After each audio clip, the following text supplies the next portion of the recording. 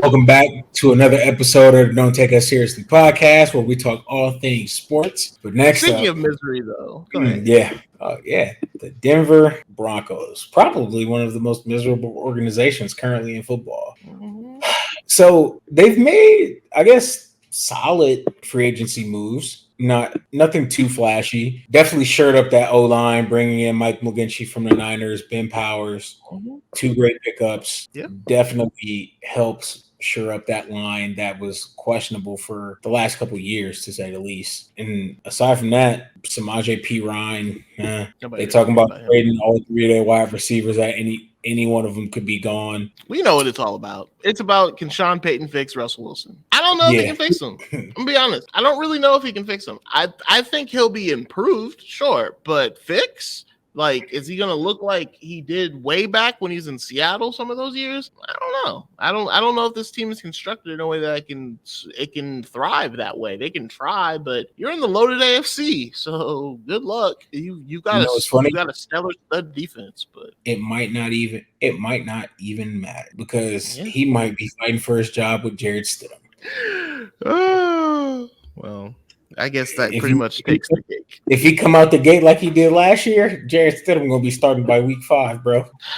Hey, I guess take your bets, because I'm not putting my bet on Jared Stidham. I know what that man can be and what he is, but I also saw what Russell is too last year. So it's a little difficult.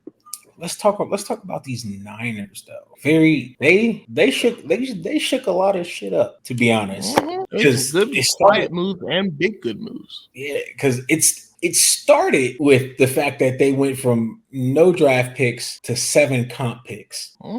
Like, they had no draft capital, then they had all the draft capital. And they lost Mike McGlinchey. Sucks, but the Niners are good at replacing offensive line. Very good at it. And Kyle Shanahan's scheme masks whatever deficiencies they have. Then they go get Javon Hargrave. Magnificent decision. Let Jimmy G walk. The world knew it was coming. Let Samson Ebukam walk. Didn't have a choice. Had to pay Javon Hargrave, and they went with the cheaper option in Cleveland Farrell. Let Azeez Al-Shaair walk. The Niners are known to draft great linebackers. You're never going to get an argument there. Let Emmanuel Mosley walk is what it is, because you get Jason Verrett back hypothetically next season. And on top of that, you already got Ward. So the Niners are making the moves to stay where they are, honestly. They're making the decisions to keep themselves in position and in control. Yep, I agree. They're doing all those things. And let's not forget, they also signed Sam Darnold. He's an upgrade from Jimmy G, I guess. I ain't gonna say that, but they added more depth, because now you've got Brock Purdy, now you've got Trey. What's his name? I'm forgetting his name. Trey Lance. You got Trey Lance, and you got Sam Darnold in the fold. So you've got 3 quarterbacks, which you did have before, but at least now you have 3 competent quarterbacks that can hopefully do the job. Arguable, but and you hope that you don't have the randomness happen where everyone gets hurt. You just hope. I guess lightning could strike twice, but let's hope for it not to happen again. You know, since you're so high on Jimmy G, I'll let you steal this one. Let's talk about the Raiders. The Raiders. First of all, I'm not that high on Jimmy G. It's just that I don't think he's as bad as people make it out to be. He's good enough to take you to the Super Bowl, and he was a couple throws away from winning it. It's not that bad if you have a good enough team. But now he doesn't have a good enough team. Okay, I thought you was gonna chime in. I am. At first, I wasn't. You know, I'm gonna sit up just so I can break this one down real quick. Okay. What do you consider a good enough team? You talking about absolutely fucking Those Niners teams. Those are good enough teams. Yeah. So, like, a spectacular offense, a spectacular scheme, and a defense that's going to make sure the other team might not even score 2 touchdowns. That's not a good enough team, Donald. That's a great team.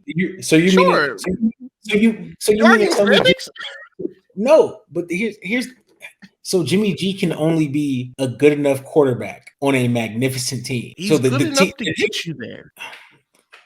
He ain't. The team was good enough to get him there. Sure. You can call it what you will. The result was the same. That's all I'm getting at, is that his result was able to be achieved. We've seen many quarterbacks that have the perfect situation and then don't do it.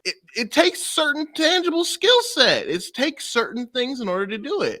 We thought, I'm not going to sit here and say that team was as good as that Kirk's team was as good as Jimmy G's team last year. I'm not going to sit here and say that. I'm not going to sit here and say that Josh Allen's team was better than what this Niners team was. I'm not going to do that. But in a world where we see Trent Dilfers go to the Super Bowl, and we see Brad Johnson's go to the Super Bowl, and we see the zombie of Peyton Manning go to the Super Bowl with the Broncos, I'm just saying Jimmy G was good enough to take a team like that to the Super Bowl and win it. He is good enough to do that. So I'd argue there's 27 other quarterbacks in the league that are good enough to take a team like that to the Super Bowl. I'd say 15 to 20, but sure, yeah. I get your overall message. Yeah, there are guys that can do that, but there are guys that can't do that we think can. And I'm not going to sit here and break that down today, but it's...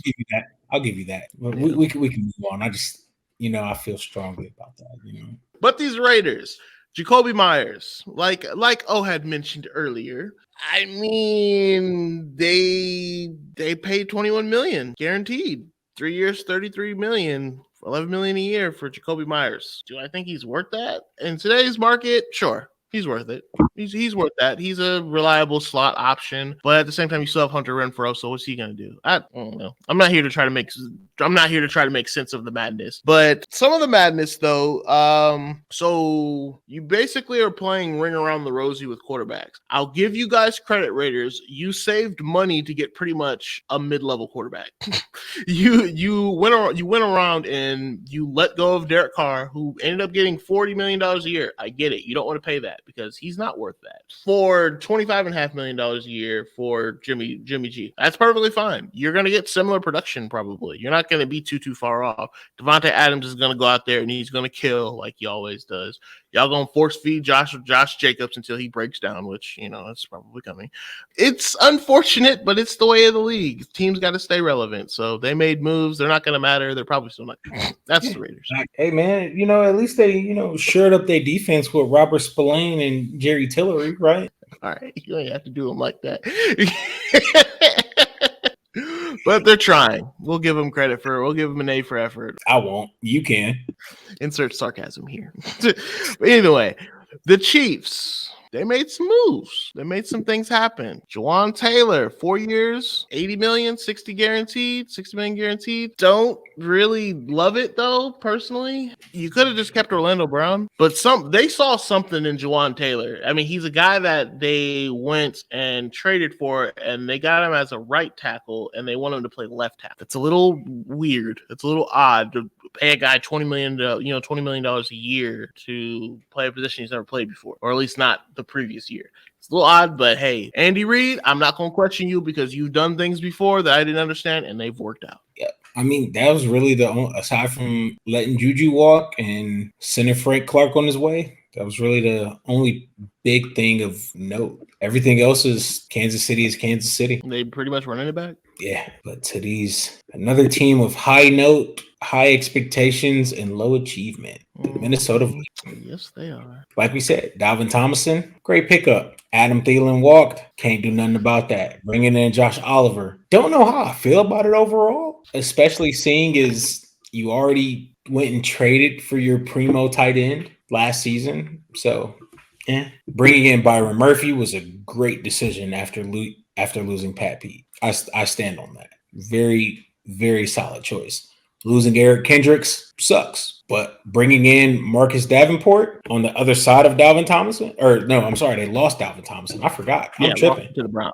I was going to mention it, but go ahead. Yeah, you got it. I appreciate you. You could have caught me earlier, but Alexander Madison, re-signing him, especially with the future of Dalvin Cook looming over them, great decision. I don't know how I feel about them talking about getting rid of Dalvin Cook. But neither here nor there. I'm not going to make any speculation at the moment. Hey, if you're going to get your money, if you're going to get your value for him, you better get it now because value's only skyrocketing going down. Yeah, man. Honestly, bro, the running back market is starting to decline, bro. Yeah, a lot. So it's getting shaky for a lot of these guys, man. It sucks to see, but I don't care about paying running backs no more. I mean, it's kind of been like that for a little bit now, but yeah, like you hit 27, that's it, probably. It's getting worse though. Like as soon you hit 27 and you had an injury in the previous season, they're like, "Hey, we'll talk to you later, bro. We appreciate having you for 4 years, though. You ain't gonna get this contract, but you can go ahead and get the hell on." That's pretty much how it is. Yeah, it's low key disrespectful. I mean, that's what happened with Le'Veon Bell. I mean, it's the lawless land now out here. It's not a place where you draft a running back early and you keep him. Most of the time, if you draft them, you're probably going to be gone from them in 4 years. That's unfortunately the reality of it all. That Zeke's gone.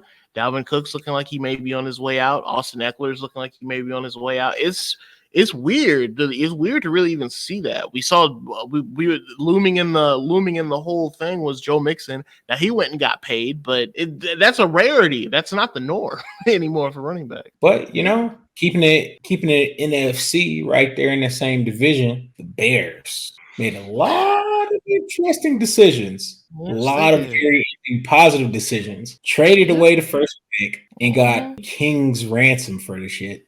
Yeah. And brought in Tremaine Edmonds. Paid him, but did they overpay him? Argumentative. I'll say that. Argumentative. But then brought in Nate Davis. Yeah, for sure.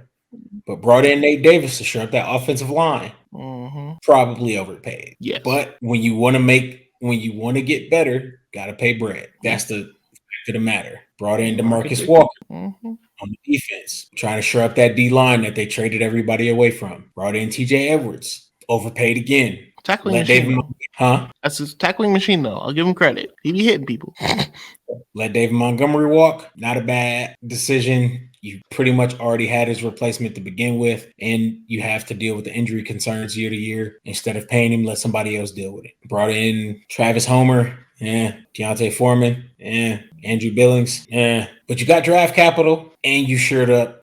I guess you shored up your offensive line and you made solid defensive pickups. That's what I want to question, though. That's the part that I don't like. I don't like that it's maybe you shored up the offensive line. No, you need to shore this up. If you're trying to capitalize on this window with Justin Fields, you can go get the DJ Moores of the world all you want. You can go get, you can still have Darnell Mooney. You can go get him help with Chase Claypool. You can do that all you want. If he doesn't have an offensive line, he is going to be running for his life, and it's not going to matter. I liked some of these moves that they made. This is a new look Bears team. I'll give Ryan Poles credit. He's being very aggressive, and that's good. But I hope you are just as aggressive in this draft and go get at least 3 offensive linemen in this draft because you need them. This offensive line was horrible. I didn't think he was going to get up a couple times last year. He needs help. He needs some milk. They went and got Robert Tonyan, though, bro. No tight end blocking no DN. We criticize that all day. But they did make some moves, and I'll give them credit because some of their moves were overwhelmingly positive. But I hope that they get the positivity in the right spots because I'm already on record saying I don't believe in Justin Fields. I don't think it's going to work. But if it's going to prove me wrong, I want to be wrong. Make it work, please. And if it's going to work, you have to give them some help. Speaking of a guy that got a ton of help in the offseason, Joe Burrow got so much help with these Cincinnati Bengals because they went out and they paid Orlando Brown and they got him for the low. They got him for 4 years, $64 million, $31 million signing bonus. For a guy that gave up 0 sacks in the playoffs, you want to talk about somebody that gets some nice blindside help, and he gets the playbook that he gets to bring into the locker room for the Bengals. So hey, it's a little weird that you get to see a guy that won a Super Bowl and then he's dropped the next year and he's an impact player. You don't see that very often. And he goes to a rival team. Hey. Yeah, they since he lost a lot too, though. They lost quite a bit. They did. It'd be interesting to say the least. But a team that gained a lot from this free agency and Panthers, bro. They spend everything. They spent Adam Thielen. Benefits when you don't have a quarterback. Yeah, that's the crazy part. I can't. Drafting a quarterback to a team with no receivers. I'm tired of this shit. I'm tired of watching it happen, bro. Shit's exhausting. Watching these talented individuals either go to teams with no line or no receivers, and then we chop them up because of what they were given. Because you can only judge them an individual based off his circumstances, and then 4 or 5 years later they going out the league because they never got a shot. But there are outlier situations, though. We didn't know that they had wide receivers at the Seahawks when Russell first got there. We didn't know Russell was going to be the quarterback that year. But lo and behold, he rises. The shit rises to the top. he rose like a floating turd, and and I'll tell you what, he rose. He was the starter, and they ended up having Golden Tate there, Doug Baldwin there. There's another guy that was Javon Curse was there. They had some guys, Jermaine Curse. They Percy had Harvin. wide receivers there. Percy Harvin, he was also there. He was the only one, and we didn't even know what he was going to be because of the injury concerns with him always with the hamstrings. And the other ailing ankle injuries. It's okay sometimes to have that happen if you have the team constructed the right way. Jared Goff with the Rams. You never really know, but you got to build the team. And if you build the team, hopefully you get the right guy in there and it just shoots off like a rocket. That's what you hope. Yeah, but trading away your number one wide receiver and replacing him with Adam Thielen is not the move. Hey, I thought I was giving an inspirational speech. I didn't like your retort. I was expecting a slow clap. But, they brought in Miles Sanders, very reliable legs. Brought in Von Bell, Hayden Hurst, very reliable options. Shy Tuttle, solid defensive tackle. Andy Dalton, he's a veteran that can teach whatever guy they draft number one. Yeah, but, good moves aside from, trading away your best wide receiver and another first-round draft pick and picks from the next year also just to get 3 picks higher. Yeah. But you know what? I'm gonna say one more thing, and I'm gonna let you transition. Their biggest move this free agency was their coaching staff. I will say that because what they were able to amass with their coaching staff and get and kind of round everything up together. And I won't go in detail. We talked about that in the previous episode. Check that out if you guys want to. It matters. That was a huge addition for this team, and hopefully that'll change the entire morale of this team and leapfrog them forward. Agreed.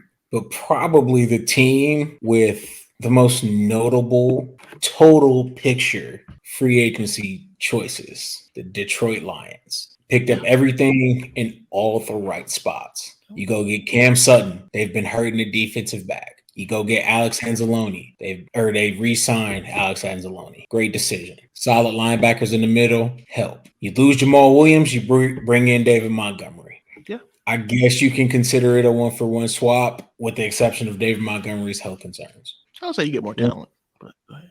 Yeah, I won't argue that. Bringing in Emmanuel Mosley from San Fran, great choice. Very well-rounded guy. Graham Glasgow trying to shore up that offensive line, great choice.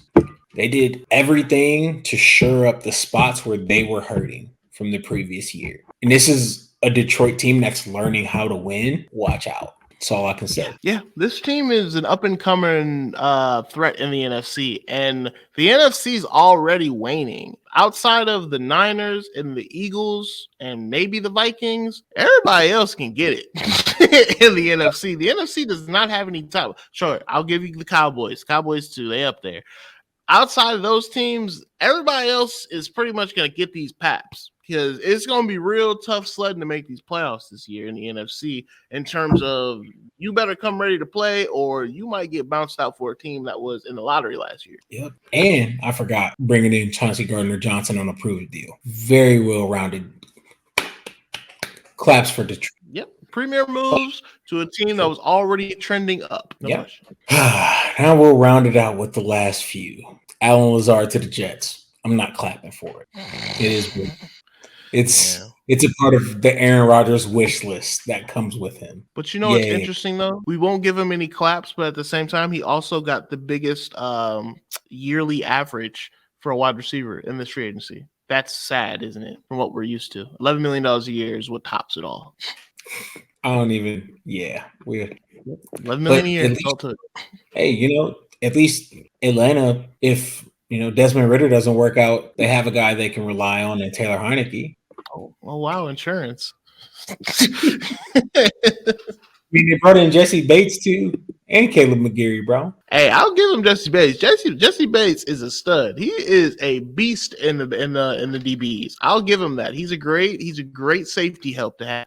Did you pay a little bit for him? Yeah, you did. But hey, if you want a guy that's gonna change the look of your defense, maybe you got to pay the man a little bit. Yeah, and they thought they were shoring up their receiving options with Mac Hollins. That's hilarious. Hey, he plays hard. I'll give him that. He plays real hard. Yeah. Mike Hughes to shore up their defensive backfield. The motherfucker was getting torched in Detroit last year. But aside from those decisions, very, very solid choices. A guy that wasn't getting torched, though, last year, Patrick Peterson with them Steelers. Whew. Good. He's now there, coming from the Vikings. The only bright spot on that Vikings defensive backfield last year. To be fair, though, I don't know how many years Patrick Peterson has left to be a solid corner. I don't either. Like, Patrick Peterson was a good corner in the league when we were like understanding the concept of the game of football. Right.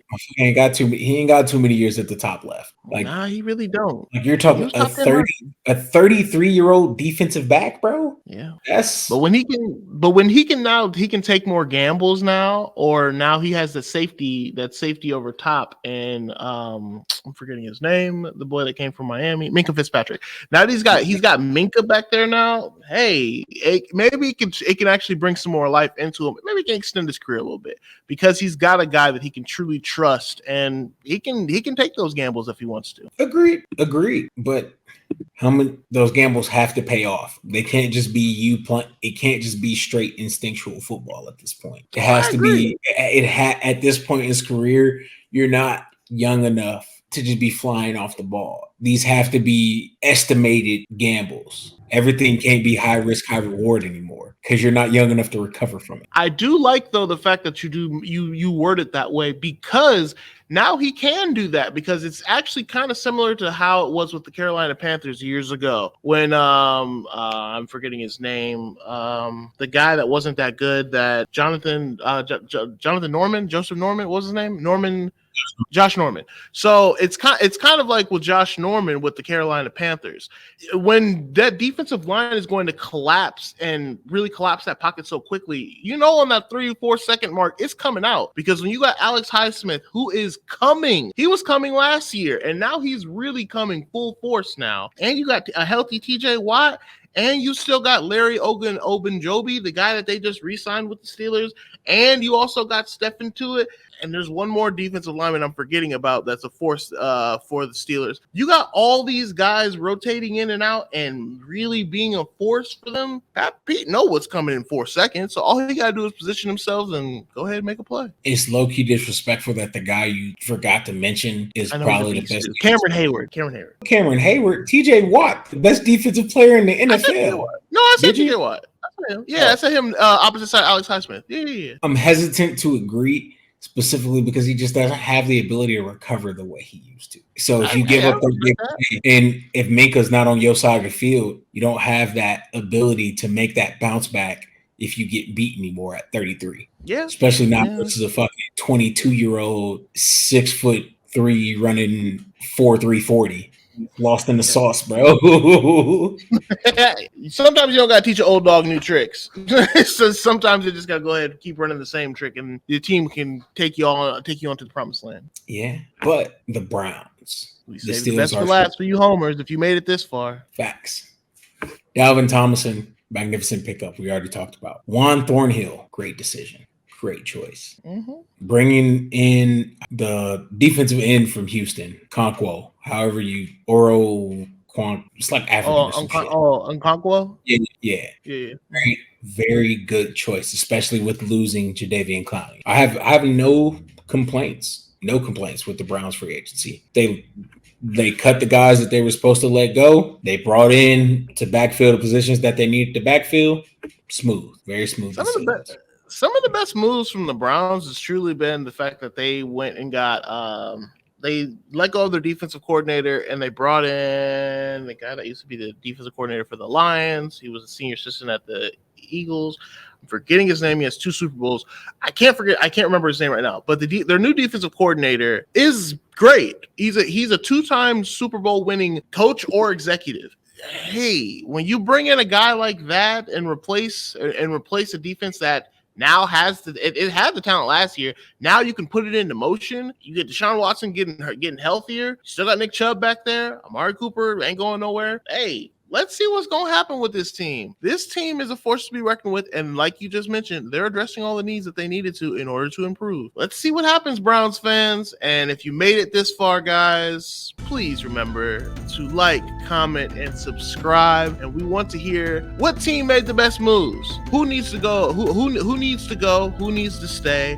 Leave it in the comment section below. We'll talk about it. We'll go back and forth with you a little bit on your favorite team, on your least favorite team. It doesn't matter. But always remember, don't take us seriously, guys. Have fun, live, laugh, and love, and we'll catch you guys on the next one. Peace.